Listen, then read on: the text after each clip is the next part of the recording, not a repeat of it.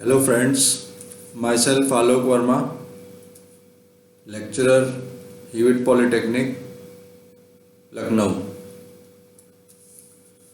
I'll be delivering the lecture today on moving iron type instruments and the electrodynamic type of instruments. What is their principle and how do they function?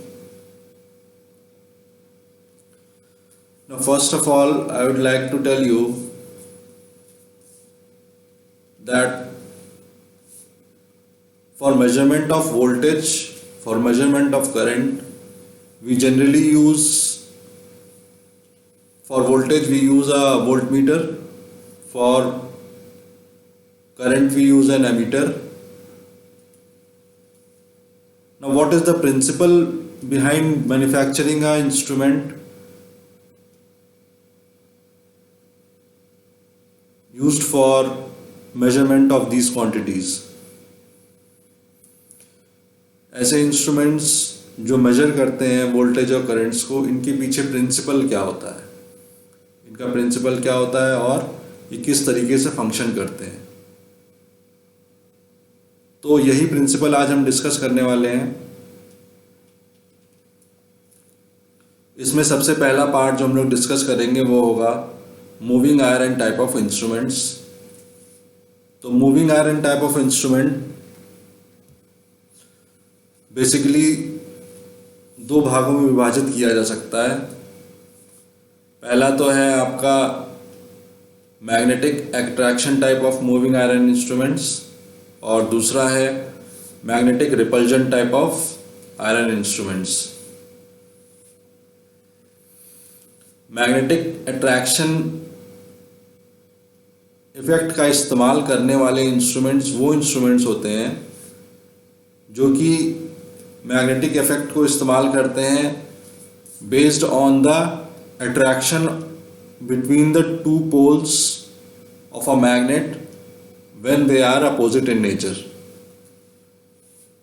like the two dissimilar poles when they are formed in an electromagnet, they attract each other, and when the similar poles are formed in an electromagnet, they repel each other. This is the basic functioning principle behind the instruments of these types.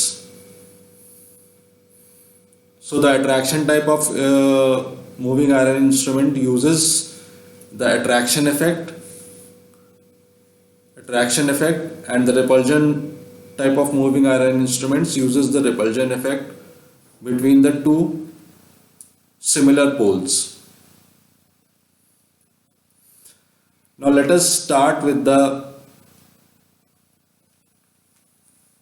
magnetic attraction type of iron instruments.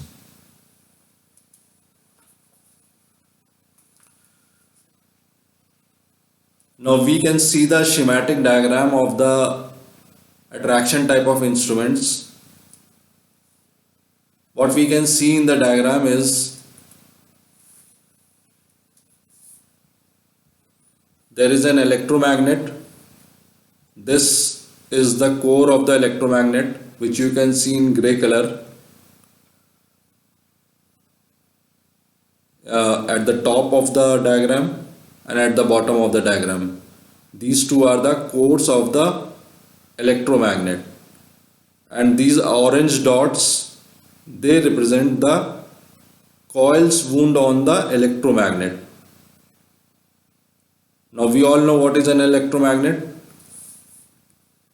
Whenever a current is passed in a wire which is wound on an iron core, it develops itself into a magnet. It develops in the magnetic properties. So the same thing is being used here also.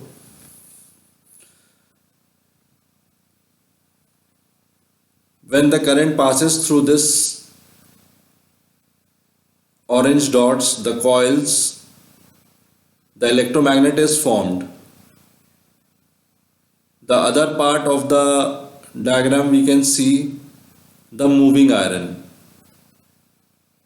which is why it is given the name the moving iron type of instrument. And the third part is the air damping chamber. These are the three main constituents of the magnetic attraction type of instruments. So what happens is, when the current to be measured, जिस current को हमको नापना है, that passes through the electromagnet or these orange dots, the coils. Whenever the current passes through these coils, the electromagnet is usually formed, and because of the formation of the magnet, this iron disc, which is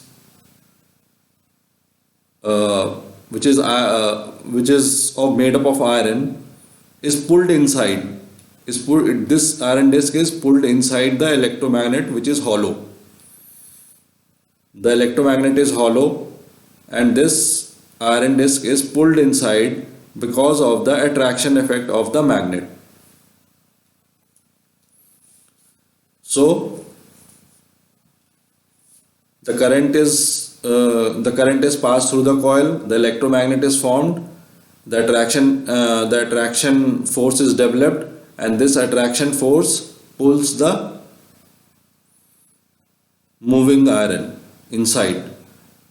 This attraction force pulls the moving iron inside the hollow space. Now when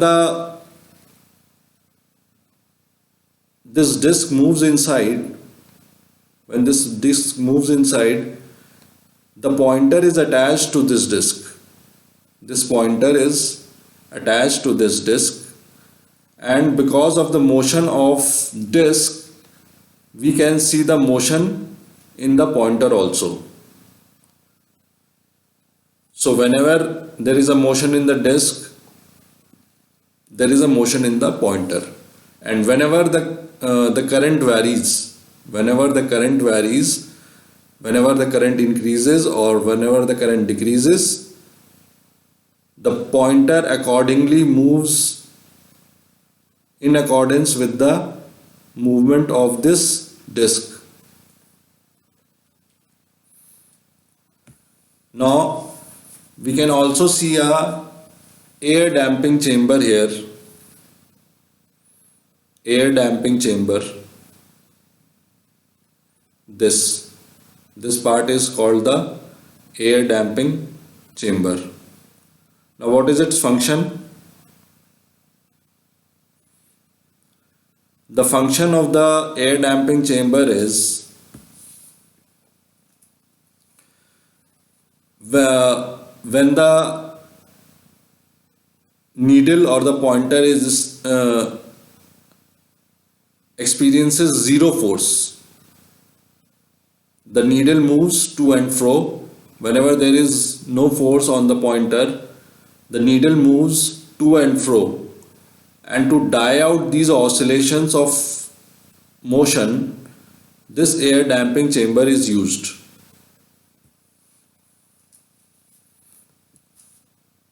You can see that there is a piston here, and whenever there is a motion in the pointer, this piston also moves. This piston also moves along with the pointer. And because of the friction of the air and the piston, the energy which moves the pointer to and fro, die outs because of being wasted in the frictional force. So this pointer achieves a stable position. This air damping chamber helps this pointer in achieving a stable position.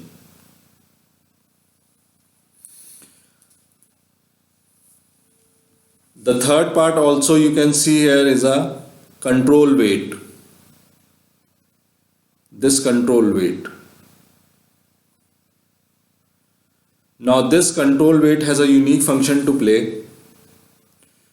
Whenever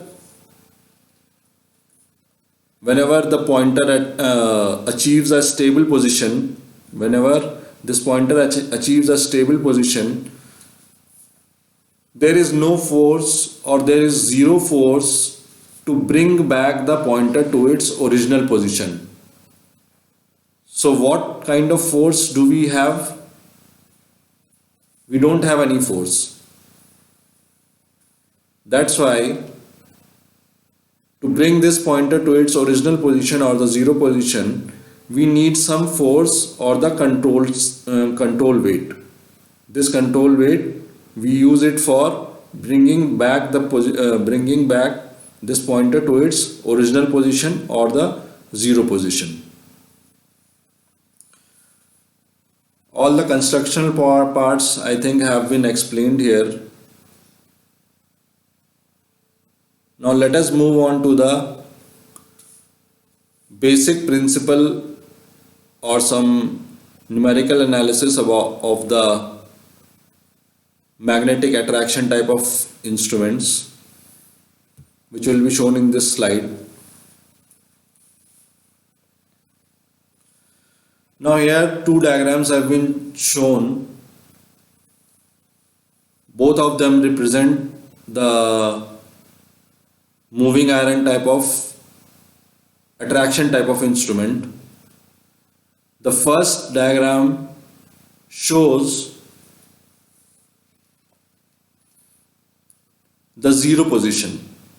The zero position when there is no deflection of the pointer. And in this position,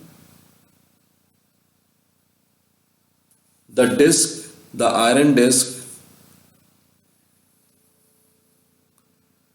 is in the zero position, and it makes an angle phi with the perpendicular to H, or the electric field intensity.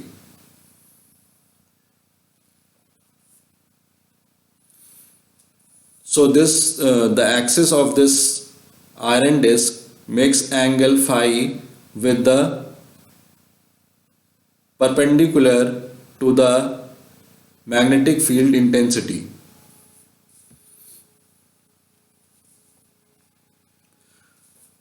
So this is the zero position or the initial position. Now when there is a current in the coil, whenever there is a current in the coil, or whenever we apply the current to be measured in the coil, then what happens is electromagnet is formed. As I have told earlier, electromagnet is formed, and the iron disc is pulled inside. This iron disc is pulled inside. You can see the original position of the iron disc is this original position, and this is the final position after the current is applied to this instrument. The current which is to be measured is applied to this instrument. So in this position, this iron disc achieves this state. Initial angle between the axis of the iron disc and the perpendicular to the magnetic field intensity is phi, and the final angle between the axis of the iron disc, you can see this. The final angle between the axis of the iron disc and the perpendicular to the magnetic field intensity is theta plus phi, because this iron disc has moved from initial angle of phi to theta plus phi. there is an increment of angle theta which it makes with the, which its axis makes with the perpendicular to the magnetic field intensity. So what difference does this make, or what effect does it cause when there is an increment of the angle? What difference does it cause? Now you can see that the component of H in the direction of the deflected iron disc is, the component of H in the direction of the deflected iron disc is H cos 90 minus theta plus phi. H cos, here you can see this is theta plus phi, and this angle is 90 minus theta plus phi. So the component of H in the direction of the deflected iron disc axis, in the direction of the deflected iron disc axis, this axis is where the component of H is being calculated. So it is equal to H cos 90 minus theta plus phi. So this component H cos 90 minus theta plus phi will get converted into H sin theta plus phi. This is the simple theorem which we are using here, that H cos 90 minus theta is equal to sin theta. So here we'll be using the similar theorem, and H cos 90 minus theta plus phi will be converted into H sin theta plus phi. So this is the component along the axis of the iron disc. This component of electric field intensity is along the axis of the iron disc. Now force F acting on the disc inward to the coil is, what will be the force? Force is equal to, we know that H is equal to Ni, and force will be given by H multiplied by the component. So H into H sin theta plus phi, the component we have already calculated is H sin theta plus phi. So when we have to get the force, we will have to multiply it by the magnetic field intensity H, which gives us the result as H square sin theta plus phi. Now we know that H is equal to Ni, where N is the number of turns and I is the current carried by the coil. So the force will be converted into N square I square sin theta plus phi. Why? Because force is equal to H square sin theta plus phi, we have already calculated. Now H will be replaced by Ni. So this will become equal to N square I square sin theta plus phi, and after we remove the constant N square, this force will be proportional to I square sin theta plus phi.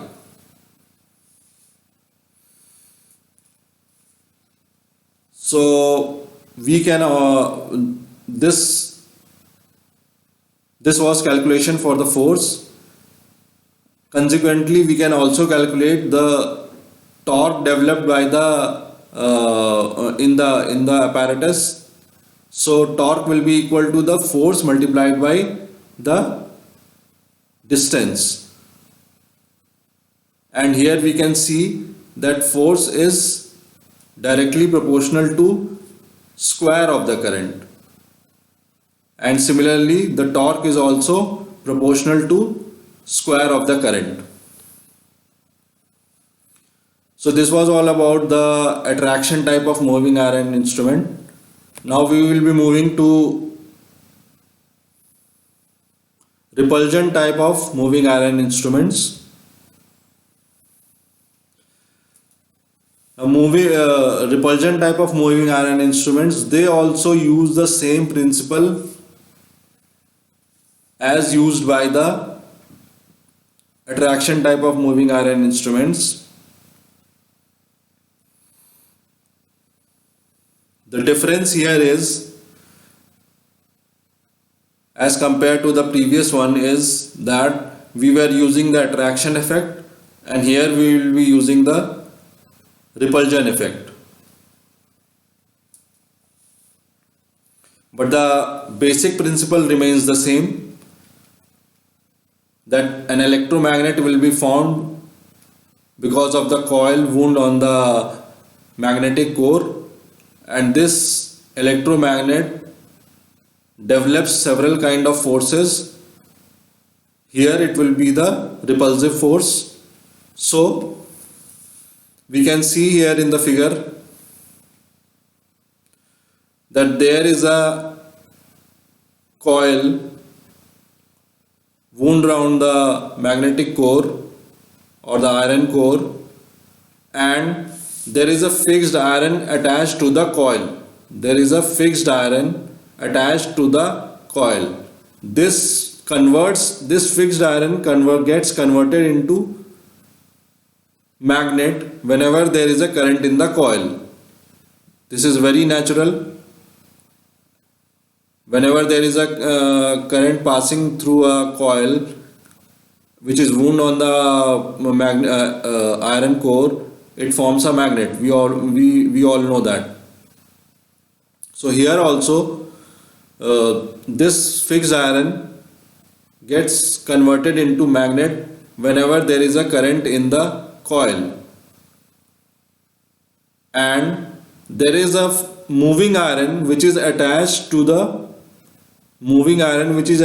the shaft of the instrument.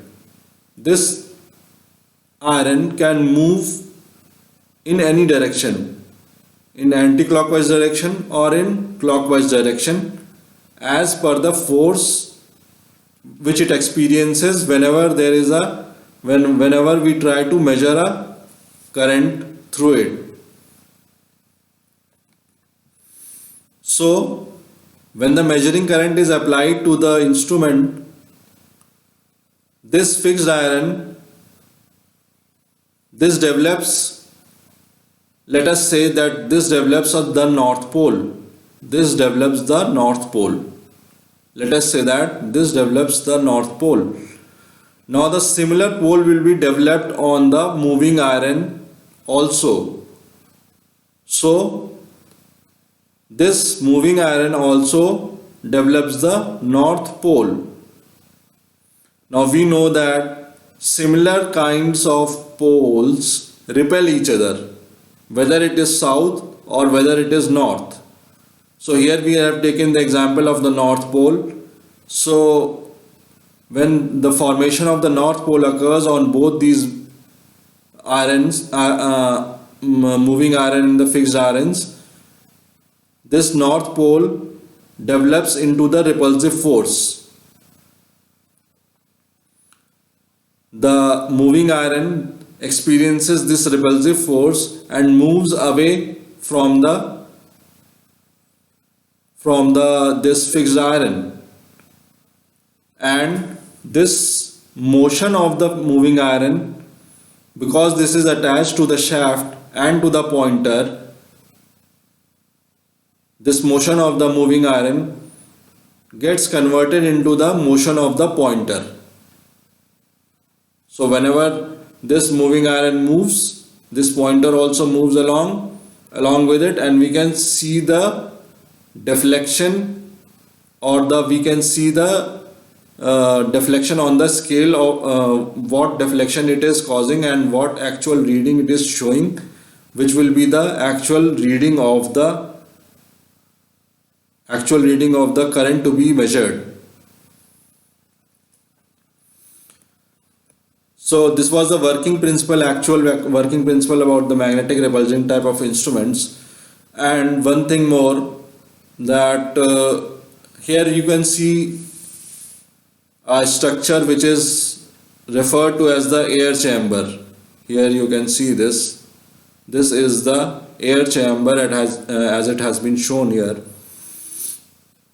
So what is the function of this air chamber? The same function which it was playing there in the attraction type of instruments, the same function here it has to play, and it helps in dying out the oscillations whenever the needle attains a stable position. Whenever needle attains a stable position, tries to achieve a stable position, this air chamber helps in achieving the stable state by the pointer, because the oscillations which are produced here in the pointer are dissipated by the frictional energy of the air chamber.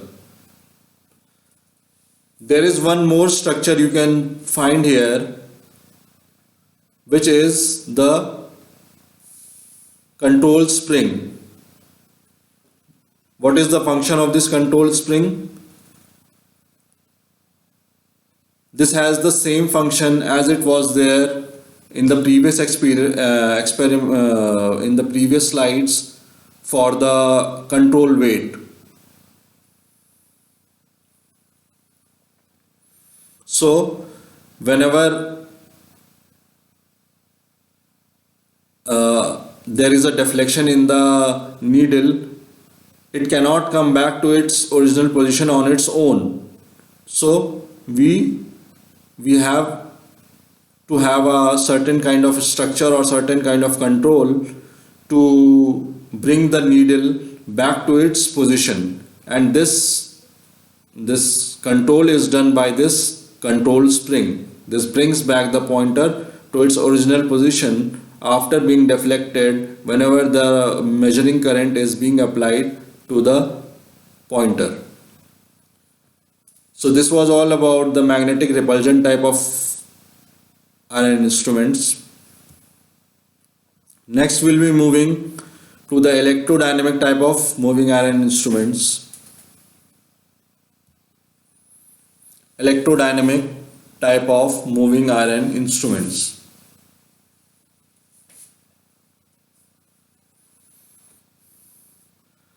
Here also the principle is almost same. You can see that this instrument also uses the same principle of electromagnet.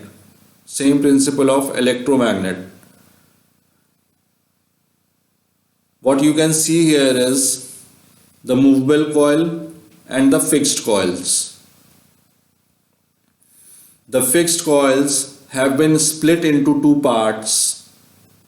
The part 1 has been shown on the left side, part 2 has been shown on the right side, and between these two parts we have a electromagnet. We have an electromagnet which is referred to as the fixed coil, and we have attached a pointer to this electromagnet. We have attached to a pointer to this electromagnet. Now we can see that this entire thing, the two parts of the fixed coil, this is the fixed coil, as I have told, this fixed coil and the movable coil. You can see this entire thing, this along with this, and along with this is in series. The whole of the thing is in series and carries the same current throughout. The same current will be experienced by the movable coil, sorry, the fixed coil.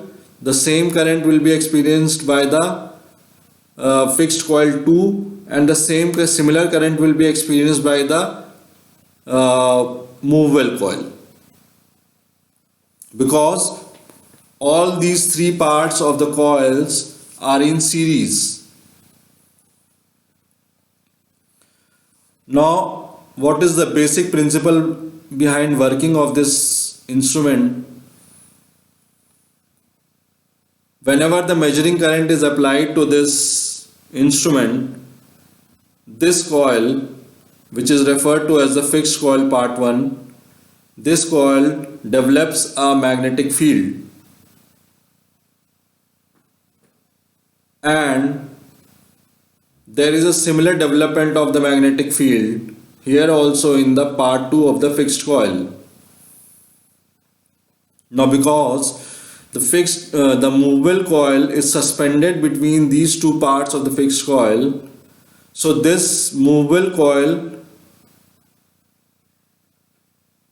because of its own magnetic field, develops a force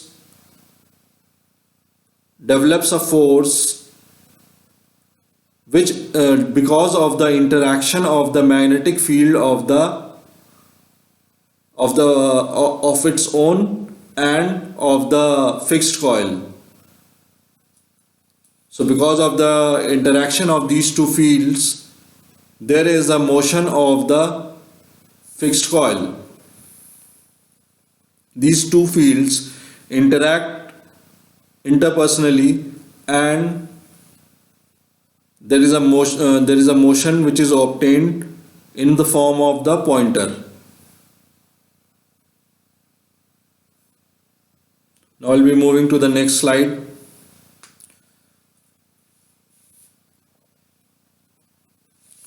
Now we'll be discussing about the working principle of the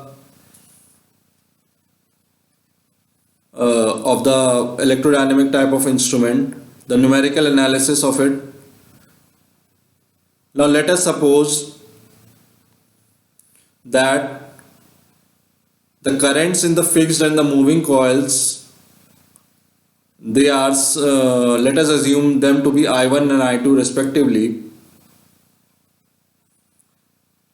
The flux density B produced by the fixed coil is proportional to I1. Obviously it will be proportional to I1. And the force on the conductors of the moving coil for a given strength field will be proportional to I2. And the number of turns, let us assume them to be N. Therefore, in case of ammeter and voltmeter, fixed and moving coils develop the torque due to interaction of the magnetic fields produced by the current in the fixed and the moving coils. Thus it will be proportional to square of the current I, which is flowing through the two coils. Here the thing to be noticed is that the two currents will be equal. I1 will be equal to I2. Why? Because the moving coil and the fixed coil both are in series, and the torque, which is the product of the force and the distance, will also be proportional to square of the current. And because the instrument the torque or the force experienced by the instrument is proportional to square of the current. So these type of instruments can be used safely on AC and DC both. They can easily be used on AC and DC both. So that was all about the moving type of iron instruments and the electrodynamic type of instruments. Thank you, friends.